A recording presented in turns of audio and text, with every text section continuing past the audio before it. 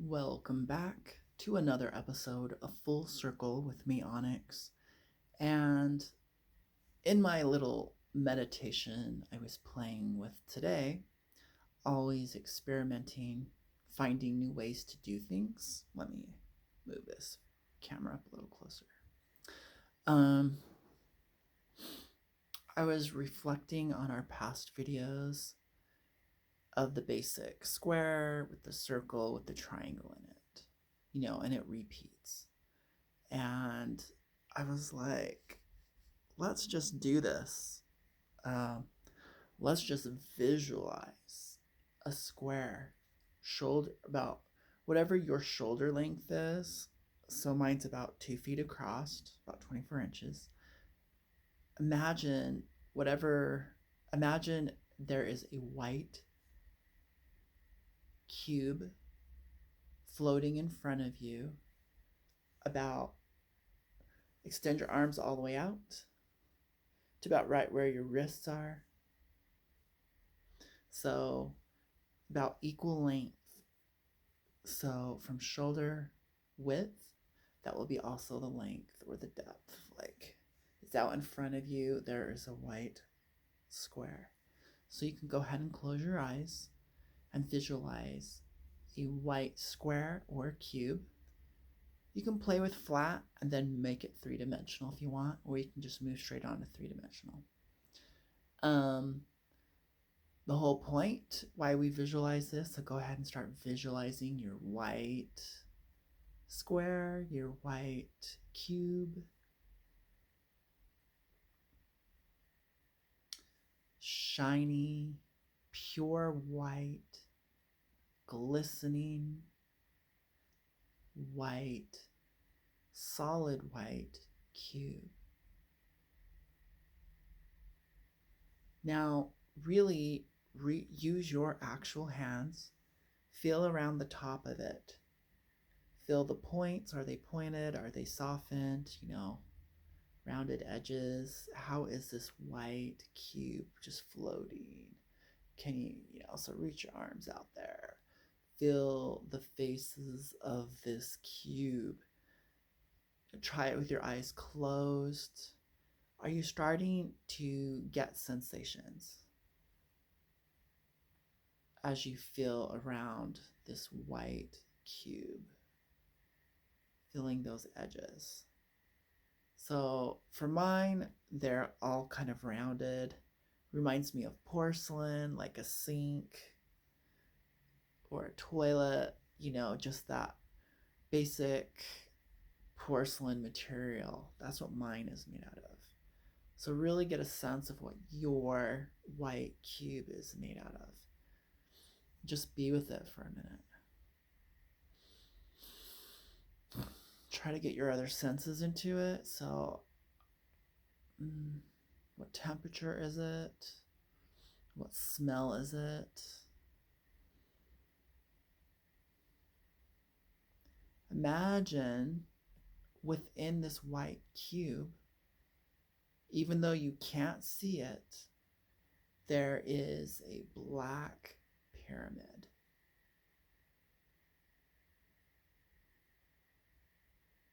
A solid black pyramid. Let the white cube start to melt or dissolve, disappear, evaporate. So what you've thought form created, you're now releasing.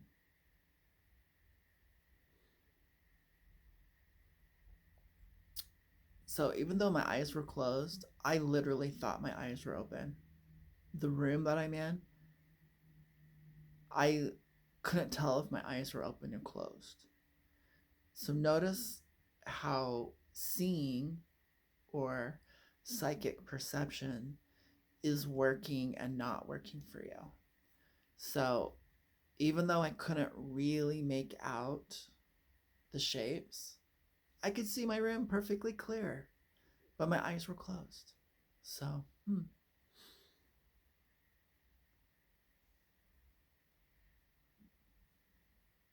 So I'm thinking of a black obsidian pyramid now. So the cube has melted away And now there's a three-dimensional pyramid floating in front of me, about shoulder width apart. Once again, it's just there.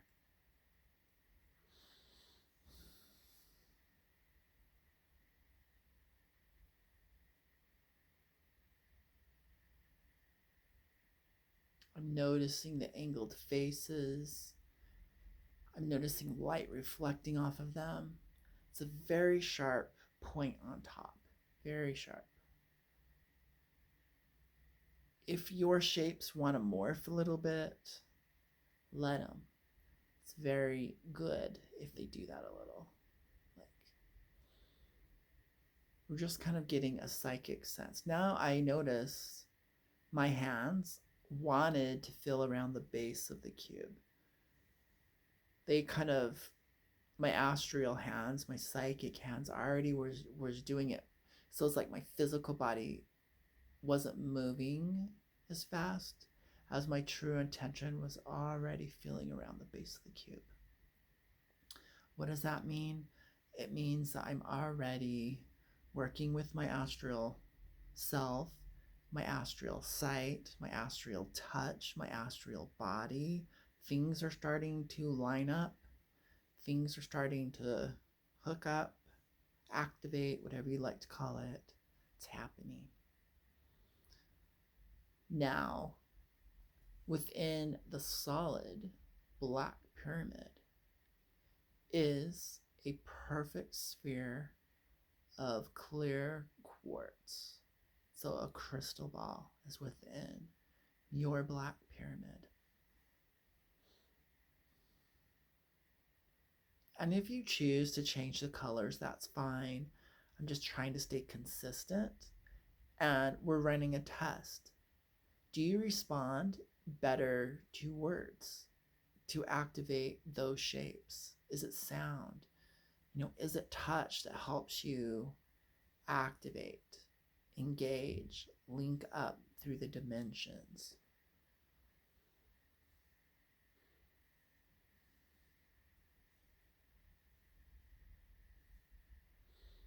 So that was okay, nice. Okay, now let it all dissolve. Breathe. Come back to yourself, to your physical body. Literally touch your physical body. Breathe. Move about.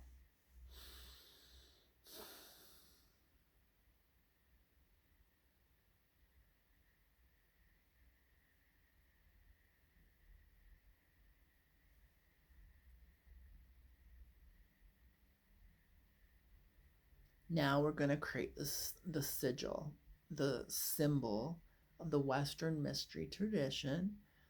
It's just a common basic symbol.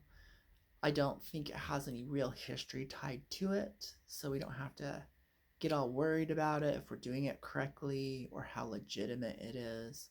Once again, it's the basic symbols. So this time, imagine you dip your fingers in some paint, probably a cool color. I'm gonna do a metallic. My brain, I am a little indecisive, so I think it's gonna be a mix of gold and silver. It's really, so whatever color or colors you want to do that. If you need a paintbrush or a pen, go ahead. I'm using my fingers, and I'm just gonna outline the square. Perfect.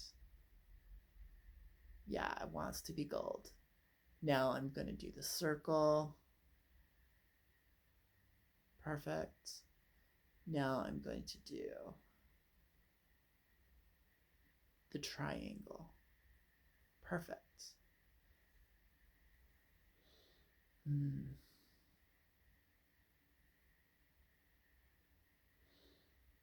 Now, mine ended up being a little bit, I guess you call it right justified or left justified. It's moved over a bit. It's not dead center. So, okay, I'll try to correct that. I can't, so I'll just wash it all away. Okay, try this again. Okay. There, better. Okay. Square, circle, triangle. Now within that triangle, do it again. Square, circle, triangle. Within that, square, circle, triangle. Perfect. Now when you've done that 3 times, it creates a fractal. Fractals repeating pattern that can go on indefinitely. It also creates the illusion of depth, which is, well, we could go in and we can go into it, but we won't need to right now. But I noticed when I did that and I traced it the first time in my meditation before I made this video, it literally was vibrating. It was literally like alive and really intense for me.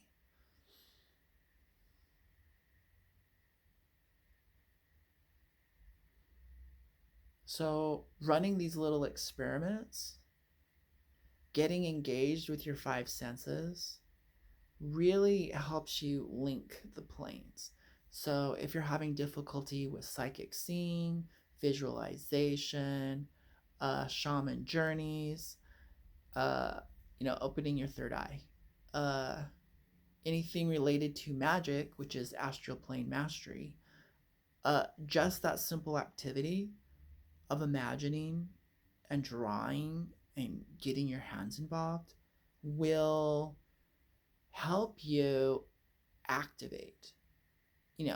We think activate, we think empowerments, we think initiations. I'm thinking an activation is an integration of mind, body, spirit.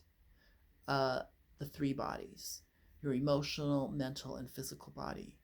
Because we traced it with our hands, because we said it with our voice, we used more parts of our brain. Your whole nervous system and your endocrine system is your brain. Okay, your whole body is your brain. So literally, layer by layer. So why do you think, wizards are with a wand, tracing, making gestures with a wand? It's a full activation of your body. So if we just sit down and meditate, that might not be enough for you. So we add the principle of ritual, and what that does is it links up the planes of mind, body, and spirit, however you'd like to divide up the planes. It integrates them and links them, and you get success. So you can actually think of the 3-dimensional plane that we exist in is all the other planes woven together, linked together, giving us the experience of solid, giving us the experience of time. So the old scientific model was, let's separate and look at things separately, individual. Let's look at the seed of a tree and examine it. Let's look at the fruit of the tree. Let's look at the tree. Let's look at the leaves. But then we didn't really look at the tree in its entirety. There's a tree and it's actually connected to the earth, and there's roots and there's fruit, and there's a process going on, a relationship with the sun, and the tree can't be separated from its environment. And the fruit can't be really separated. Like, if I examine the fruit, that's cool, but I miss so much information. So same with your spiritual magical practice. When it's just a head game, it's just creative visualization, period. When it's just astral travel, period, you miss a lot. And it more goes, I would say, into spiritualism. It more goes into the mysticism behind it. But then it lacks the transformative power of magic, which is creating change in accordance to your will. So what's missing is the bridge. And what we did in our other videos of meditation and such was help you understand the bridge. Now, I learned this as the headmaster just kind of suggested to me that the linking. And I pass this forward to you because it's always in the back of my mind. How do I link things together? Why, how do I, just spontaneously, my mind is wondering about the crossroads or my, just different things. And it's like, we miss a lot. And through your experiences, coming back and journaling them, keeping your book of shadows, you're creating a link. But we have different ideas on how things look. And there's different tellings of a story based upon someone's experience. And so then we're handing down traditions that have gaps. And it's like,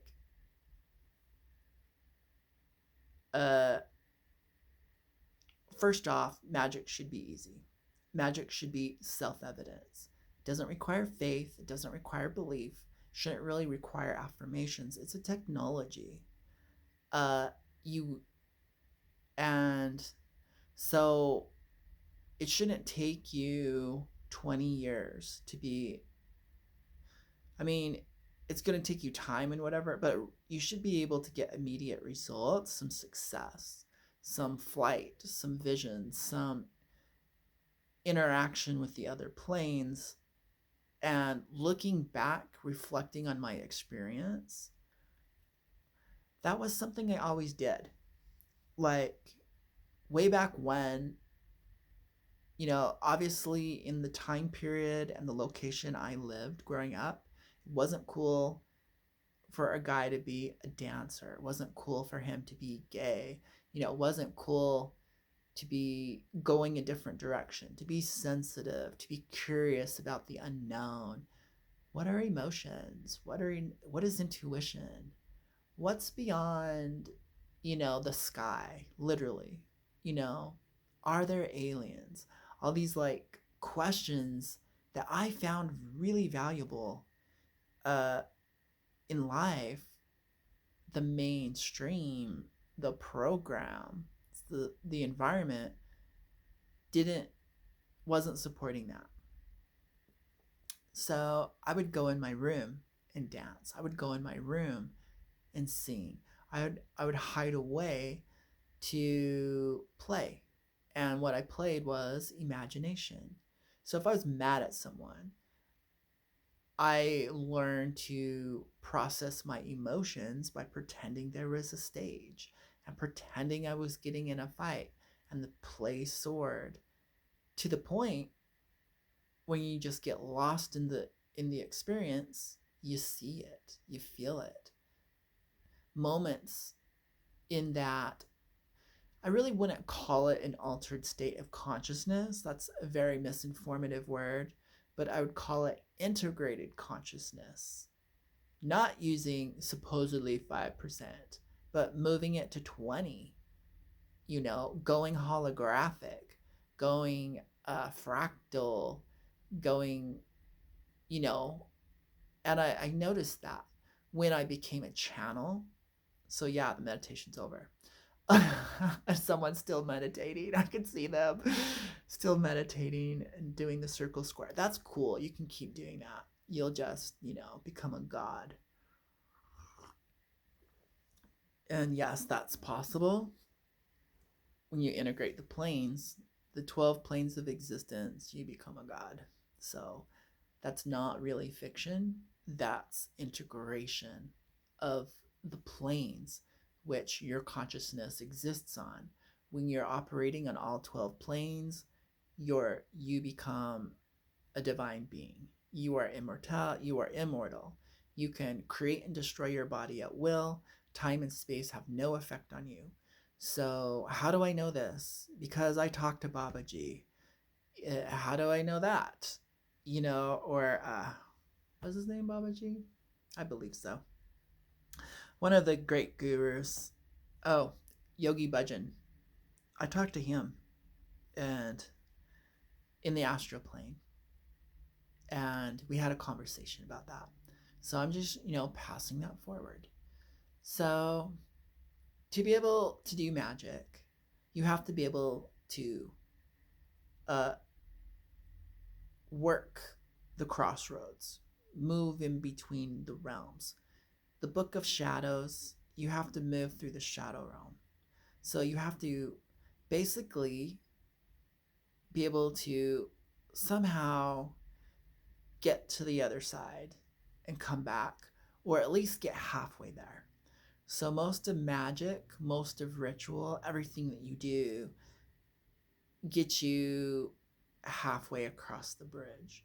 And halfway across the bridge is good enough because your ancestors, your gods, can move to the other half of the bridge or come down the plains, as we would like to say. And so you can meet in the middle and be very successful at all your psychic endeavors and all your magical and spiritual aspirations. But when you want to go full on like top tier shaman, full on top tier, mystic, wizard, psychic, whatever it is, you're going to move a little bit farther on that bridge and start really starting to cross over. So traditionally, the wise ones, the witches, the wizards, hung out on the outskirts of a society, the disenfranchised, marginalized beings, the child that was ignored, not a victim, but one that was kind of neglected, was kind of stolen by the fairies. So when we look at legends, they hint at a truth. And hey, maybe you just need that solitude. Maybe you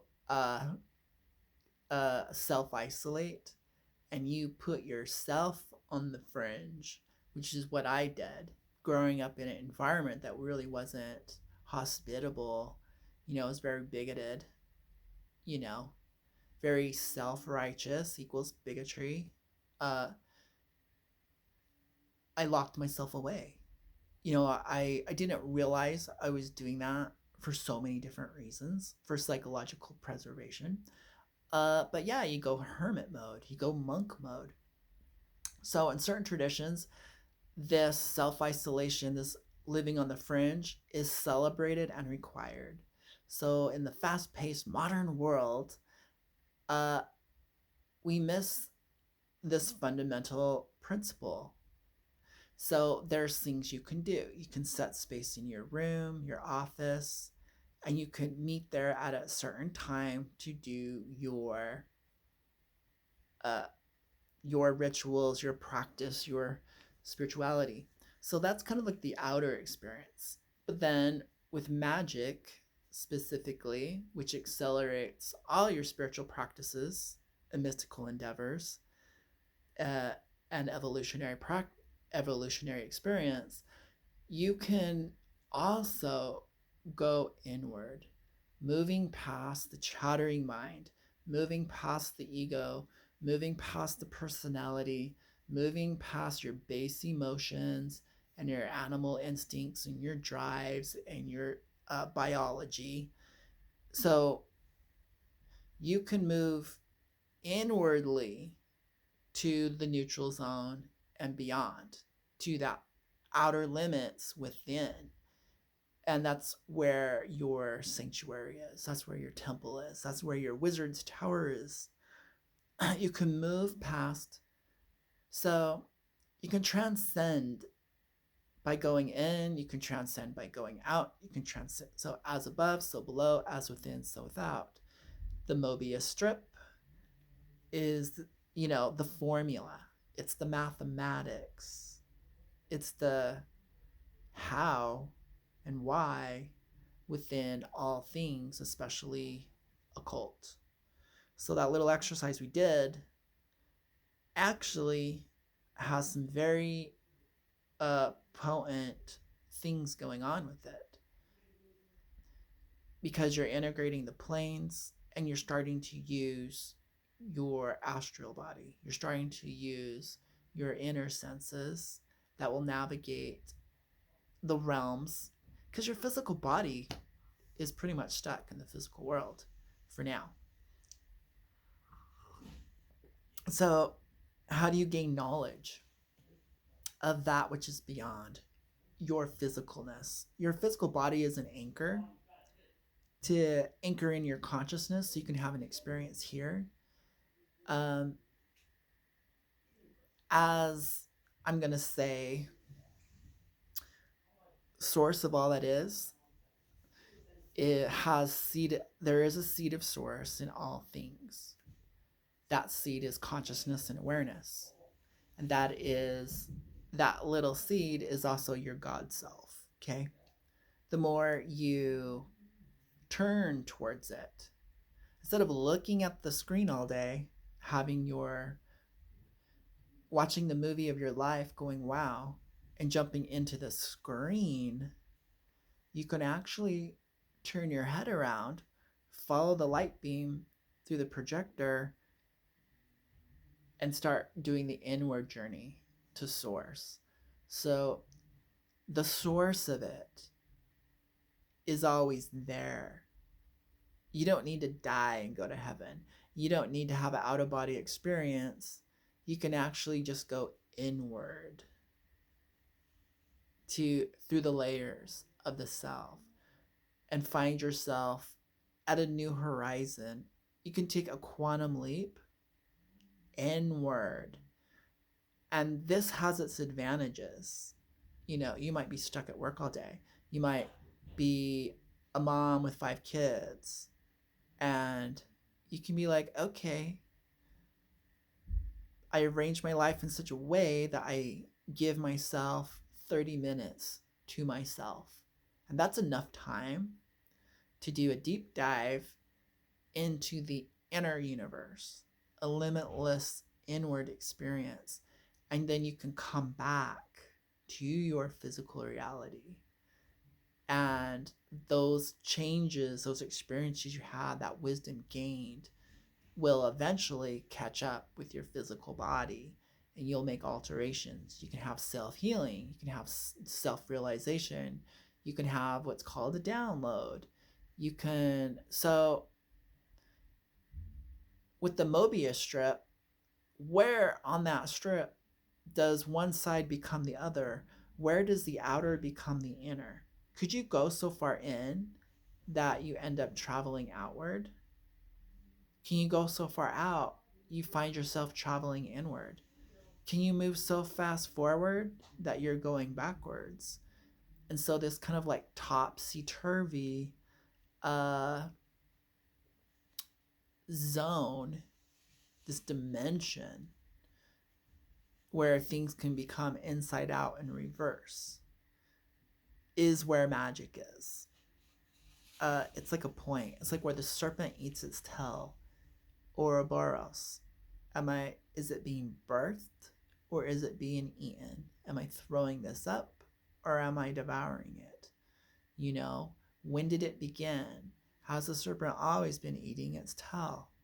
This kind of like strange zone is the sweet spot of magic. You found the keystone on the arch. You're in the middle of the bridge between two worlds, between forwards and backwards, between up and down, between here or there. I call it neither, either, or. Like, it's like the neither zone, the nether realms, like on Beetlejuice. It's in between yin and yang. It's the S. It's the Tao. And so all your play so one, everyone can do this. 2, kids do this the best. So why don't you play, let go, don't take it too serious, but play with these building blocks of creative visualization, getting your body into it, and creating. So it's like you're creating your own VR experience without the technology, because you are the technology. Your mind is limitless. All the technology that we'll ever have is a manifestation of something that we've already dreamed up. The dreamer is so much more powerful than what it dreams. The one So these realizations are all on the path of wherever you start. If it's magic and wizardry that calls you, is it the psychic elements of exploring with mind? Is it the empathic elements, communing with nature and animals? Uh, the adventure is so deep. It's so expansive. So that enough. We'll leave it. So hopefully you'll start realizing very, very simple, basic things like tracing a cube, pretending you have a sword, pretend like those building blocks will activate all your psychic abilities. And you didn't have to subscribe to much. You didn't have to believe in a religion. You didn't have to believe in a dogma. You didn't have to believe in a cultural tradition. You didn't have to, like, get cut and give it to the earth. You didn't have to, like, go into someone else's experience to open yourself up to your unlimited potential. Now, everything gets to be optional. Now you got some perspective. It's not just a teacher saying, this is the method and formula of our culture and you must do this or you don't get access. It's no, I have access. And now it's optional if I want to partake of this element. And I kind of know if that's going to accelerate me and push me in the right direction or not. So, you don't have to be an earth lover to be a shaman. You don't have to believe in other beings to be a wizard. You don't have to believe in symbols and rituals, to be a wizard. You don't have to believe in bloodlines and pacts to be a witch. Like, it's kind of what I'm saying. We can clear off that table and make it super fun and easy, which I think it should be. You don't have to swallow the fear pill